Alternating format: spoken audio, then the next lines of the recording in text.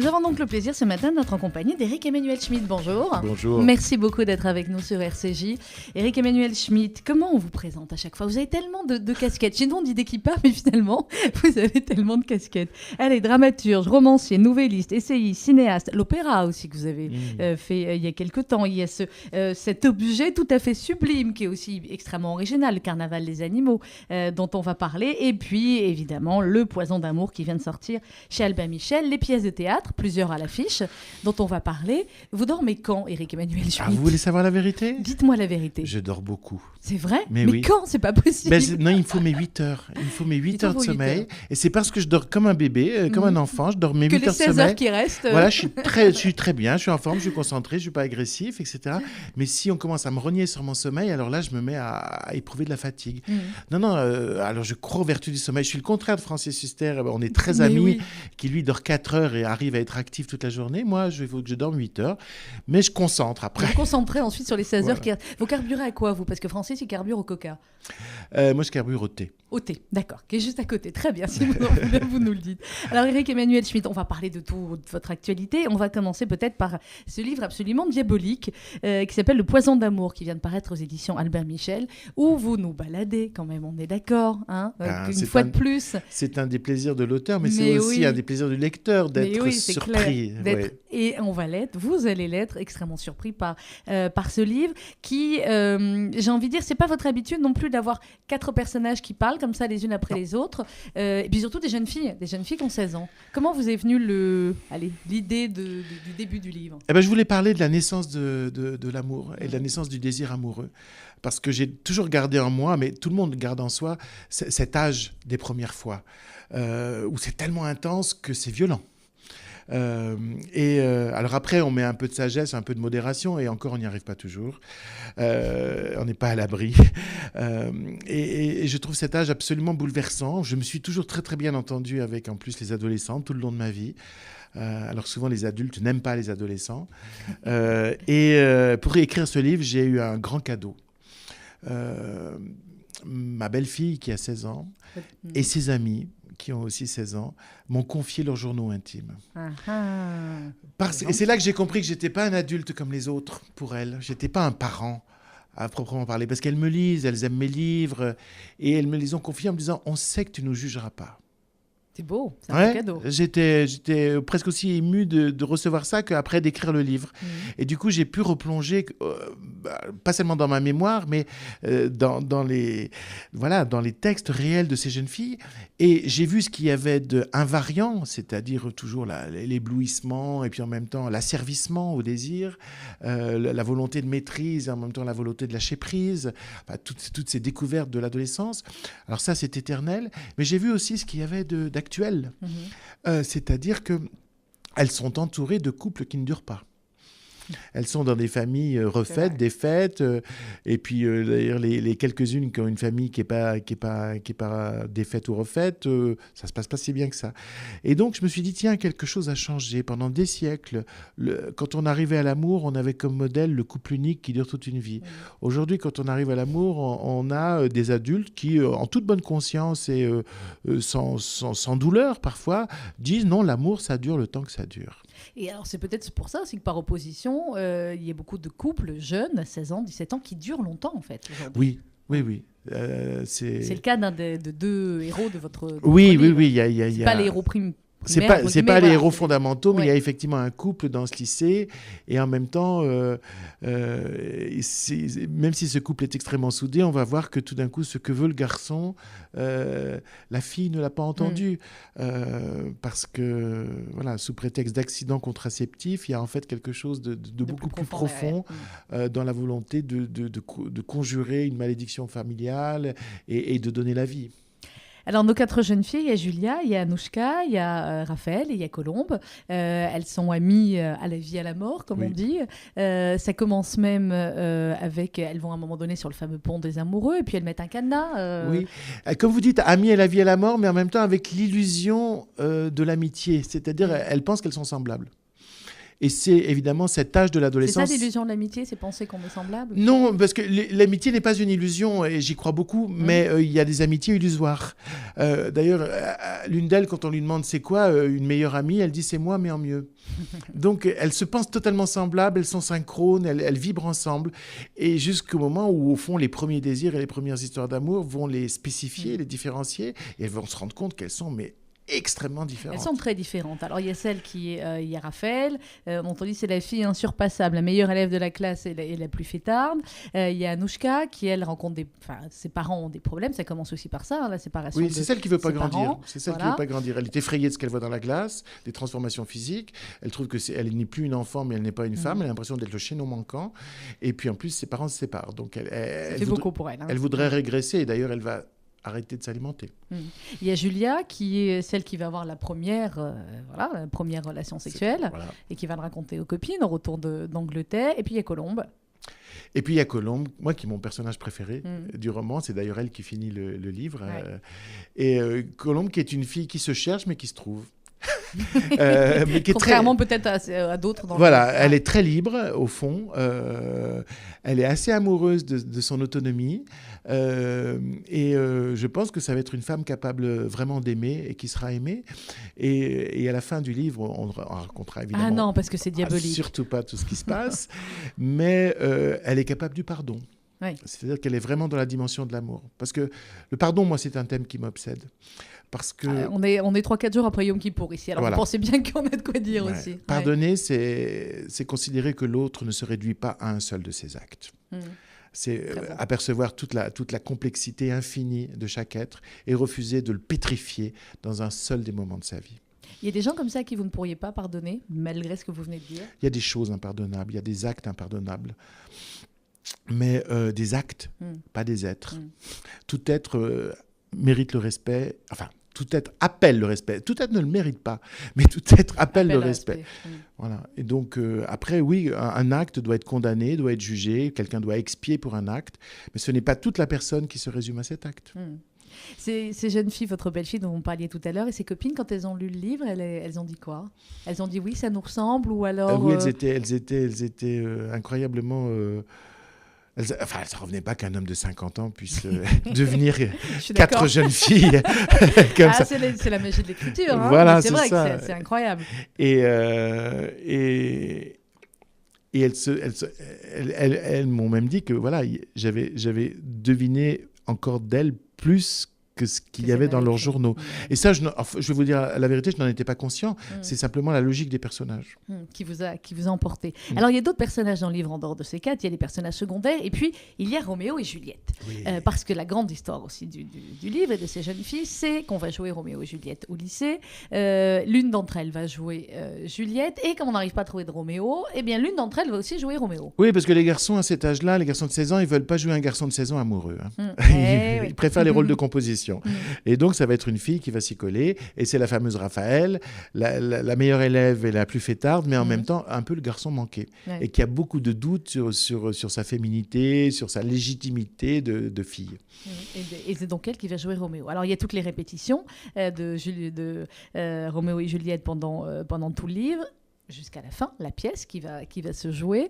C'est évidemment pas pour rien que vous avez choisi cette pièce. Ah bah oui, c'est pièce sur l'amour adolescent, puisque Roméo et Juliette ont 15 et 16 ans. Et c'est une histoire tragique.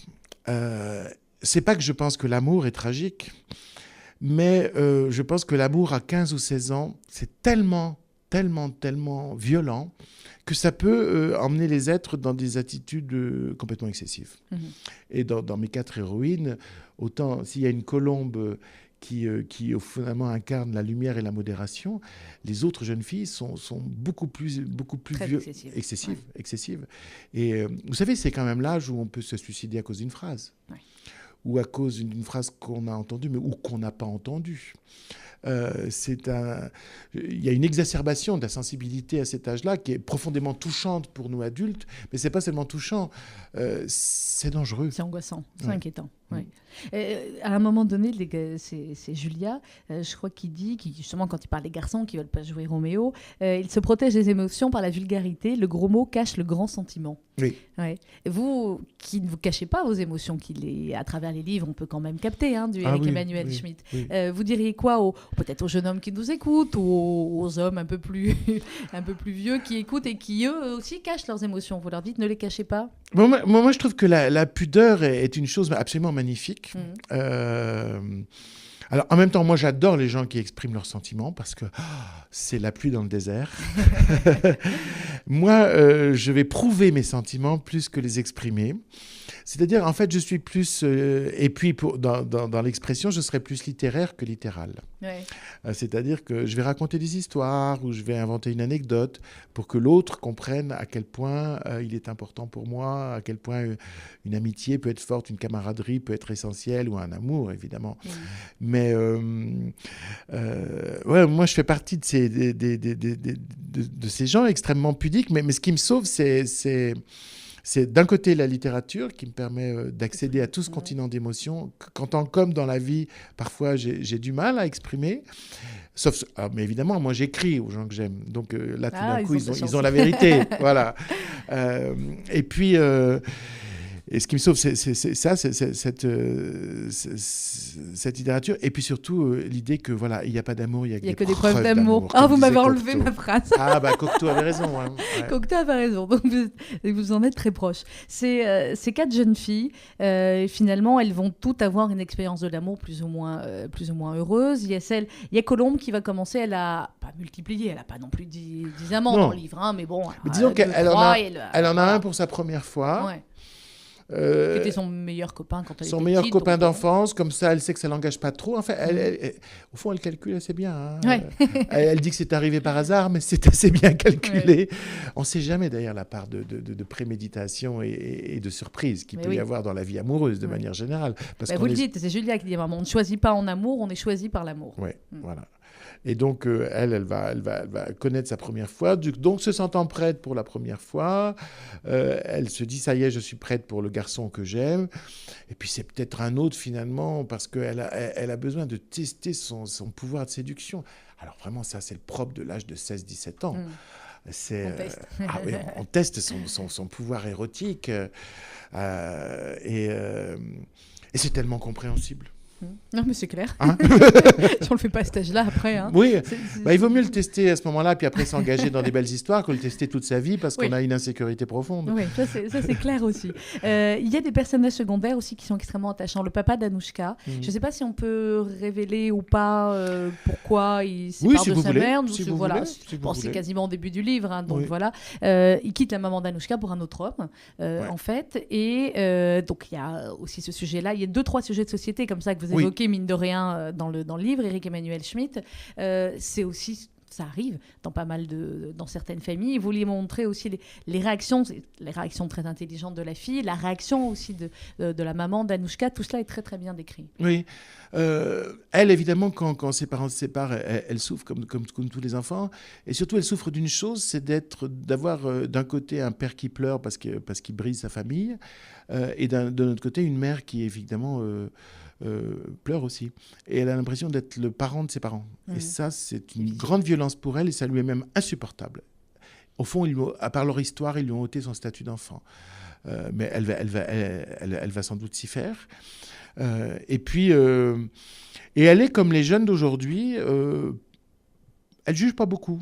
Bon, son père refait sa vie, c'est pas avec une femme, c'est avec un homme. À la limite, pour elle, c'est plus facile. Il est sympa, l'autre. Voilà, l'autre est sympa et plus facile. Elle comprend mieux d'ailleurs ça qu'autre chose. Mais en tout cas, c'est sans jugement. Moi, c'est ce que je trouve absolument incroyable chez les jeunes. Moi, par exemple, ma belle-fille, Maya, elle me parlait d'un garçon pendant des semaines et des semaines et des semaines. Mais pas comme d'un amoureux, mais d'un type qui aurait bien voulu aller avec elle, puis qu'elle trouvait agréable, mais qu'elle fréquentait comme ça. Et puis un jour, je le vois à la maison, il est noir. Je lui dis, mais tu me l'as jamais dit. Parce que c'était pas important pour c'était elle. pas important. Bah oui. Alors qu'elle me décrivait tous ses C'est le cas du Muriel comportements. Robin, ça. Ouais. Voilà, non mais vraiment, et c'est là que je me dis, ouf, on a fait beaucoup de conneries, nos générations, beaucoup, mais il y a des trucs qu'on a réussi, c'est-à-dire quand même à essayer de communiquer une espèce d'ouverture d'esprit. Regardez les êtres pour ce qu'ils sont, pas pour ce qu'ils apparaissent. Alors vous dites aussi à un moment donné, puisque voilà, c'est bien, vous me tendez les perches des questions, les êtres pour ce qu'ils sont, pas pour ce qui apparaissent, mais à un moment donné, ça c'est dans le journal d'Anouchka, dans chaque personne familière se tapit un étranger prêt à bondir. Oui, à l'adolescence, c'est vraiment l'âge où on comprend la complexité d'abord des relations humaines, mais aussi des êtres. C'est-à-dire que tout d'un coup, comme on entre soi-même dans le terrain de la sexualité, c'est-à-dire tout d'un coup, on se rend compte que non, parce que l'enfant maîtrise son corps et sa vie et ses sentiments, parce qu'il n'est pas envahi par les hormones. Et tout d'un coup, et c'est parti pour la vie, on est envahi par les hormones. Donc on découvre une double dimension des êtres. Et il y a un effroi d'Anouchka, qui est quand même la plus enfantine de toutes, qui se dit, mais qu'est-ce qui se cache derrière chacun ? Et effectivement, voyant son père tout d'un coup partir avec un homme, mais qu'est-ce que c'est que ça ? Voyant sa mère s'enfoncer dans une forme de dépit, j'espère qu'elle le quittera, c'est inconnu. Et puis tout d'un coup, il y a ses camarades d'école qui sont capables d'incendier un garage, etc. Et elle-même se dit, et moi ? Qu'est-ce que je suis capable de faire ? Est-ce que je vais devenir moi-même ou une autre ? De quoi suis-je capable ? Est-ce que je m'attends à ce que je vais faire ? Donc c'est cette découverte incroyable de la complexité et de la liberté. Et la liberté de chacun. De quoi vous êtes capable, vous, alors, Éric Emmanuel Schmitt, si dans une personne... Moi, j'ai l'étranger qui est en vous, c'est j'ai une grande peur dans la vie. Parce que je suis quelqu'un qui ne se met jamais en colère, alors que j'étais colérique enfant. Et les gens ne veulent pas le croire quand ils me connaissent, que j'ai pu être colérique. Mais je sais que si on touche à quelqu'un que j'aime, je suis capable de tout. Et donc, souvent, vraiment, ça me réveille.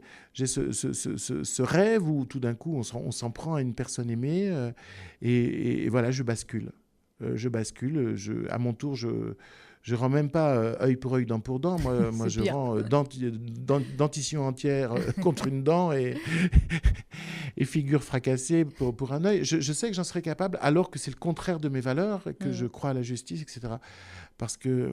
Donc voilà, mais je sais parfaitement que je serais capable du pire. Vous allez me dire, il y a peut-être une bonne raison pour le faire, mais non. C'est pas justifiable. C'est pas justifiable.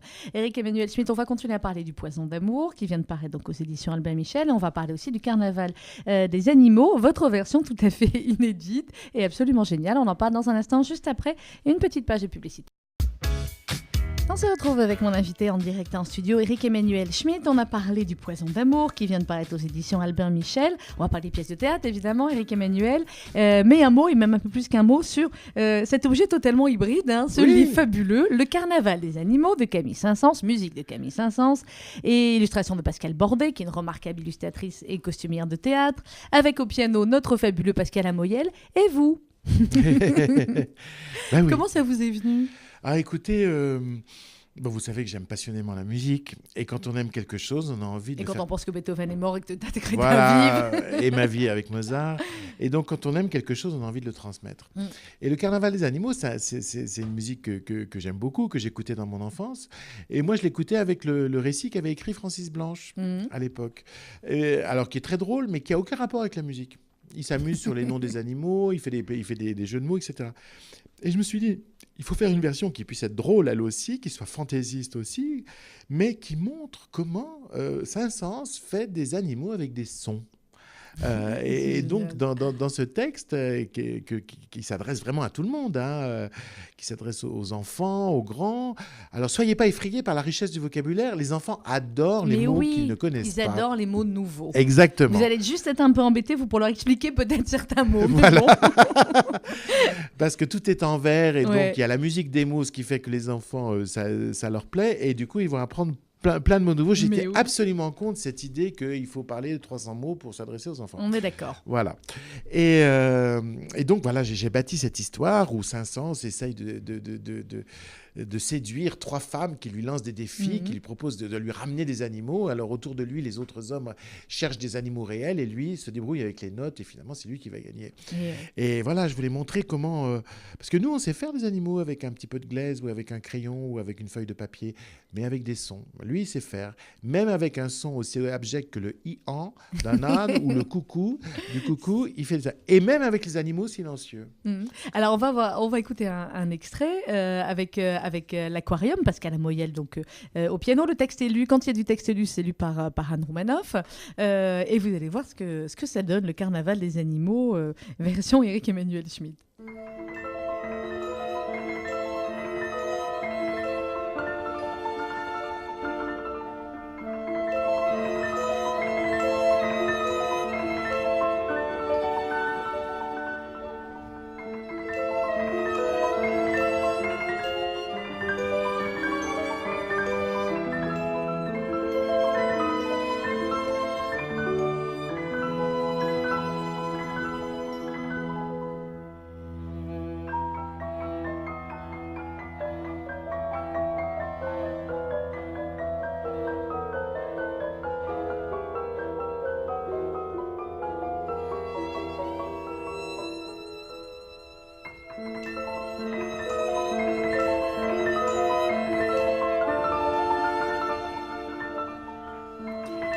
C'est l'air le plus connu du Carnaval des animaux. Puis pour les cinéphiles, vous avez raison de le rappeler, c'est l'air du Festival de Cannes, ils l'ont repris.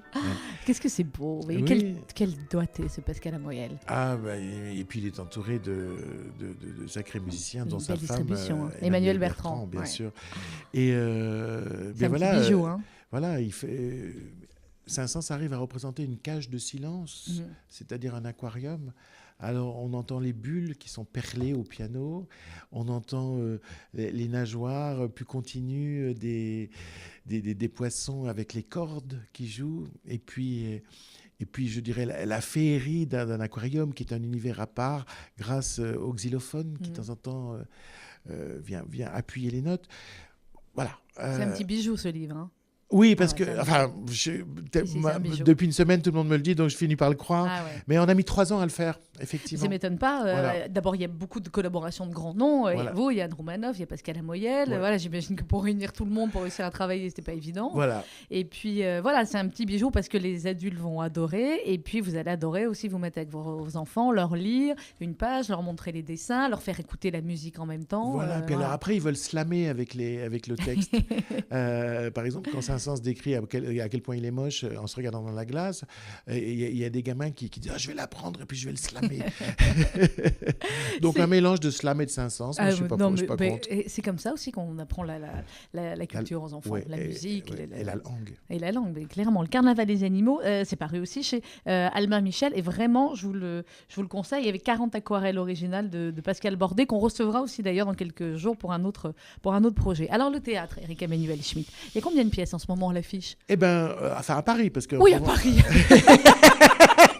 Excusez-moi, à Paris. Il y a les Guitries, je sais, qui sont tournées. Oui. Dites-le moi vous, parce que j'ai tellement de papier avec vos pièces sur la table. Alors écoutez, non, il y a 3 pièces en ce moment à Paris. Bagatelle. Alors, dans l'ordre où elles ont commencé, il y a Georges et Georges, avec David Sardou, Alexandre Brasseur et toute une équipe de comédiens formidables. Mise en scène de Steve Suissa, qui est mon alter ego véritablement. Et qu'on aime. Voilà, exactement, il n'y a pas tout d'autre simplement. mot pour Steve. Voilà. Et donc, c'est un vaudeville, c'est une pure fantaisie. C'est un vaudeville dont Georges Feydeau, le roi du vaudeville, est le personnage principal. En fait, c'est une histoire folle de Feydeau qui est en face des personnages de sa vie et des personnages de ses œuvres. Et ça s'affole. Il y a 164 portes qui claquent. 164, génial. 164. Quel rythme, dites-moi. Je voulais faire 165, mais je n'y suis pas arrivé. C'est pas mal, 164, c'est pas mal. Alors là, ça, c'est au Théâtre Rive Gauche. C'est au Théâtre Rive Gauche à 21h. Et à 19h, il y a Francis Huster. C'est à 19h, Francis. Ouais. Bien. Comme ça, il peut jouer autre chose après, généralement. Tel que je le connais, ça peut arriver. C'est arrivé tel qu'on le connaît, ça peut arriver. Ouais. Là, ça n'arrive pas. Il est tellement heureux du succès qu'il rencontre dans Le joueur d'échecs. Le joueur d'échecs, qu'il s'y donne totalement. Et voilà, il joue le joueur d'échecs de Stefan Zweig. C'est quand même pour moi le plus beau texte de Zweig, et donc je l'ai adapté pour lui. Et quand je dis adapté, c'est pas seulement traduit, c'est-à-dire que j'ai essayé de montrer que le narrateur qui est sur ce paquebot et qui va rencontrer ces deux joueurs, la brute et l'intellectuel, ce narrateur c'est Stefan Zweig lui-même, et à quel point il va s'identifier comme toujours avec celui qui perd, parce que c'est Stefan Zweig à la fin de sa vie, c'est Stefan Zweig complètement déchiré intérieurement, exactement comme ce joueur d'échecs qui en fait apprend les échecs parce qu'il est enfermé par les nazis dans l'hôtel Métropole de Vienne, enfermé par la Gestapo. Et au fond, la seule manière d'occuper le vide du temps, c'est de jouer aux échecs contre lui-même. Et Stefan Zweig aussi jouait aux échecs contre lui-même, en ce sens qu'il écrivait dans la langue allemande, c'était sa langue de culture, sa langue d'humanisme, et elle était devenue la langue de la haine, de la barbarie et de la mort. Et donc, il vivait ce drame intérieurement. Et le joueur d'échecs, ce texte, c'est celui qu'il a envoyé la veille de sa mort à ses 3 éditeurs. Et puis, il s'est suicidé le lendemain avec Charlotte, sa femme, qui, elle, était gravement asthmatique. Donc, c'est sans doute aussi un des éléments. Il l'a envoyé la veille. Vous vous rendez compte si jamais le texte n'était pas arrivé. Ouais. Il l'avait envoyé en 3 exemplaires, à son éditeur brésilien, américain, et puis son éditeur allemand en exil. Oui, vous vous rendez compte. Pur chef-d'œuvre. Et Francis rencontre un des beaux rôles de sa vie parce qu'il a cette espèce d'aristocratie blessée, cette espèce de pudeur douloureuse. Il est assez magique. Il est magique, il n'y en a pas deux comme lui, on est d'accord. Donc ça, c'est au Théâtre Rive Gauche à 19h. Et la troisième pièce? Et la troisième, a commencé la semaine dernière, c'est Michel Sardou. Mais oui, dites-moi, quel buzz, quel retour, Michel Sardou au théâtre. Qui joue Si on recommençait, une pièce qui est à la Comédie des Champs-Élysées, aussi mise en scène par Suchissa, avec une très belle troupe, une très belle équipe aussi. Et là, c'est l'histoire d'un homme de 65 ans qui revient dans la maison de sa jeunesse et qui, par un subterfuge que je n'expliquerai pas, va se retrouver en face du jeune homme de 25 ans qu'il était, le jour crucial de son existence, le jour où il a dû choisir entre son métier et sa vocation, le jour où il a dû choisir entre les 3 femmes de sa vie, qui étaient à l'époque 3 jeunes femmes. Et puis maintenant, il sait ce qui s'est passé. Alors peut-être qu'il a envie d'intervenir. Peut-être qu'il veut faire les choses autrement. Exactement, si on recommençait. Et si vous vous retrouviez à la place de Michel Sardou? C'est-à-dire chanteur? Non, dans un jour qui a marqué. Vous vouliez chanter? Non, moi j'ai une voix de cheval de cirque. C'est pas grave. Demandez à Steve, il a chanté l'an dernier au Palais des Congrès. Steve, il a chanté fabuleusement. Non, si vous retrouviez un jour comme ça, quand vous aviez 20 ans et que vous avez pris une décision qui a peut-être changé le cours de votre vie, vous referiez pareil ou pas? Je pense que j'essaierais d'aller plus vite. J'étais très inhibé quand j'avais 20 ans, 25 ans. Je n'avais pas du tout confiance en moi. Donc j'espère que je ne me ferai pas reconnaître du jeune homme de 25 ans que je suis, mais j'essaierai de lui donner confiance pour qu'il développe plus vite. Parce que le temps passe vite. Parce que le temps passe vite, et puis parce que j'étais encombré de toutes sortes de convenances. Mais en même temps, c'est mon chemin. Il fallait à chaque fois que moi, je me convainc d'être capable de faire ceci, c'est-à-dire d'écrire une pièce, d'écrire un roman, de faire pour le faire, il fallait toujours, au fond, que je travaille beaucoup pour arriver à me donner la légitimité. Enfin, là, maintenant, vous savez que vous l'avez quand même, la légitimité. Oui, quand on est lu comme vous par combien de millions de gens dans le monde. Et 50 pays, et traduit en 43 langues, et voilà. Ah non, j'ai pas trop de doutes, je dois être un écrivain. Je pense vous pas le que je suis passé confirme. à côté. Mais d'abord, il y avait mon propre entêtement. Moi, je voulais être musicien. Alors, tous les autres avaient compris que j'étais écrivain. Ils m'avaient diagnostiqué, mais pas moi. Et puis, après, il y a aussi les circonstances. Moi, j'étais le très bon élève qui voulait faire plaisir à ses parents, qui voulait rassurer ses parents, confirmer que dans la famille, il y avait bien une ascension sociale par les études. Des choses qui sont respectables, d'ailleurs, et que je ne regrette pas d'avoir fait parce que ça m'a élevé, ça m'a servi.